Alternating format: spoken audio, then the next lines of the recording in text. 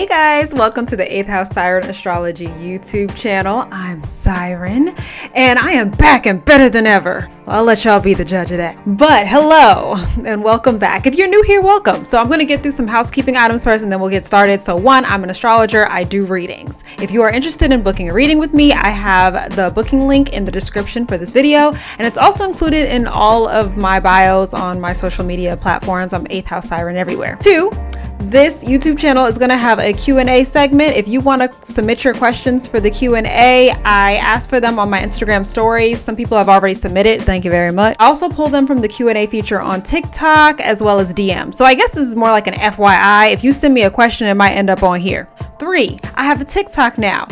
I'm gonna be honest with you, my TikTok is kind of a mess, but it's entertaining. You know what I'm saying? It's entertaining. Okay, I do astrology skits on there. It is more so for entertainment purposes. If you are interested in following me on the Tick of Talks, I will have the link for that in the description as well. Okay, we are done with housekeeping items. First things first, let's get started with the Astro Sip of the day. Today's Astro Sip of the day is called the Leo Season Citrus Punch because we are now in Leo season. Leo season started July 23rd this year. Leo rules citrus fruits and it also rules the color orange. So this is perfect. If you want to make the Leo Season Citrus Punch for yourself at home, all you do is start with some frozen ginger cubes. I started with pre-frozen ginger cubes. I bought them from Trader Joe's. Then you add some sparkling rosé. I added non-alcoholic sparkling rosé because I just wasn't, feeling alcohol today. Orange juice and a splash of lime. And then you have a refreshing citrus beverage. It's good. Of course, I just garnished with some orange slices because it's Leo season. You can't just serve the drink. You have to serve the drink. All right, let's move on to our weekly forecast. So this forecast is for August 1st through August 6th. Okay, so we are talking about what to expect for that week. By the looks of it, it looks like this week, August 1st through August 6th, will be somewhat of a doozy for the fixed signs. One thing that is really standing out to me about the beginning of this week is this stellium that we are going to be dealing with for a while. It's a stellium in Taurus and it is comprised of Mars, Uranus, and the North Node. For those of you who do not know what a stellium is when 3 or more planets are all together, conjunct in the same sign. Now, Uranus and the North Node have been together in Taurus for a while now, and then Mars moved into Taurus in the beginning of July. But the thing about the beginning of the week of August 1st is everything that is in this stellium will be at 18 degrees. So they will literally be sitting on top of each other. So let's unpack that. So 18 degrees, that's a Virgo degree. So that's Earth. And then we have the stellium in Taurus, that's also Earth energy. And we know Earth means hard work. I just feel like we are definitely going to be working our butts off this week. Furthermore, we're going to be working through obstacles this week. We are dealing with both Uranus and Mars sitting on top of each other. That makes me think of, working really hard, trying to get things done. And then, oh, oops, this happens. Then you have to pivot. Things keep happening and you just have to keep going and keep working through it. Taurus deals with money and possession. Uranus in Taurus, more specifically, it makes me think of like the stock market, cryptocurrency. And mind you, this stellium that we're discussing, it's going to be squaring Saturn in Aquarius.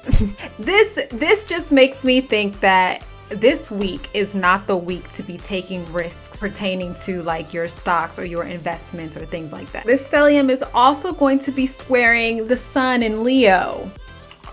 Let's take a minute to talk about why Leo and Taurus are square each other. Remember, squares bring tension, other than the reason that, they're 90 degrees away from each other. Let's just talk about like the underlying reason, right? Leos tend to, and when I say this, I feel like the Leos are going to get mad, but I mean it. Leos are performers and their value in themselves is somewhat dependent on how other people value them and how other people like them and how well they're able to like perform for others, right? Versus Taurus, they kind of come out the gate like, listen, this is my price. Okay. It doesn't really matter how much you think I'm worth. This is how much I think I'm worth. And if you can't pay that, then bye. So I guess my point is, going back to the forecast with this Leo sun squaring this big mean green stellium in Taurus, is if you are a person who is providing services, specifically like creative services, or a performer or whatever, no, I feel like a lot of you are considering raising your prices. It might happen this week and you might receive some pushback because of it.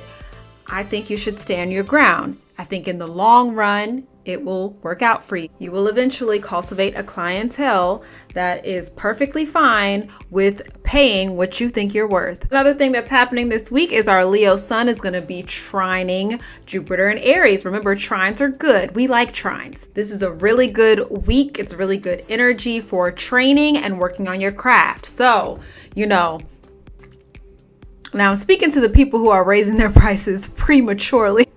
Listen, you know if you ready to raise your price, and you know if you not, okay? If you still need some practice, maybe use this time to do the training that you need to do in order to, get your skills to where they need to be to justify that price. Really great time for enrolling in classes, specifically for classes pertaining to like trades. So like, I don't know, doing hair or like mechanics. Okay, so I want to talk about August 2nd really quick. If you are looking for a day to have like a little event, a little day party, a little mix and mingle, August 2nd is cute for it. The sun, of course, will be in Leo, the moon will be in Libra, and then they'll be sextile each other on that day. That's very cute energy. Venus in Cancer and Mars in Taurus will also be sextile each other. Great energy for like catering, just things going well, things going how they're supposed to go. Okay, now let's get into August 4th and August 5th.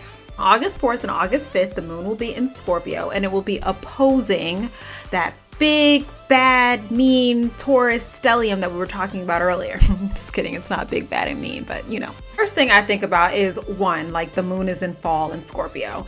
But two, Taurus deals with comfort and things that we need in order to like literally live. And then Scorpio deals with discomfort and sometimes having things taken away. But since the moon is more of a personal planet, it's giving self-sabotage. It's giving very much making a decision that jeopardizes all of the hard work that you did throughout this week. Something little could happen, but it makes you react in a very big way. Emotionally, you might be feeling vulnerable. My recommendation for August 4th is to take a break if you can. Okay, you're gonna be working hard August 1st, August 2nd, August 3rd. Maybe you can take a little breaky break on August 4th and another little breaky break on August 5th. Now, I'm not saying just sit and do nothing, unless you want to do that, and you can do that. But I'm saying all of us can't take off work. But I'm saying like try to work on smaller tasks this day. You know what I mean? Give yourself a mental break. So the last transit we're going to talk about is on August 6th. On August 6th, Mercury moves into Virgo. And is it just me, or did Mercury just get into Leo? It's a great time to get started with back to school shopping, prepping for back to school. If you are going back to school, like prepping, whatever you need to do, if you're going back to college. If you're a creative writer, I'm sure you can take advantage of this energy while the sun is in Leo and Mercury is in Virgo, because you're kind of having the best of both worlds there. You're having that creative, expressive energy of the sun, and then you have that efficient, grammatically correct Mercury in Virgo just waiting to be used. All right, that was the weekly forecast for August 1st through August 6th. Let's move on to Q&A.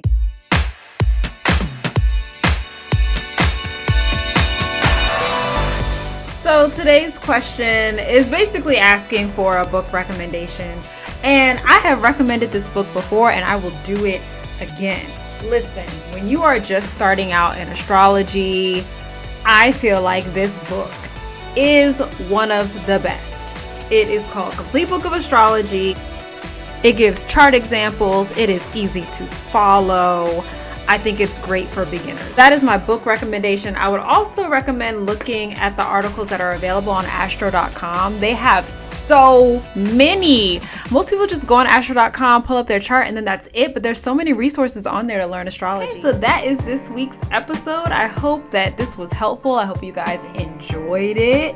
And I will see you next time. Bye-bye.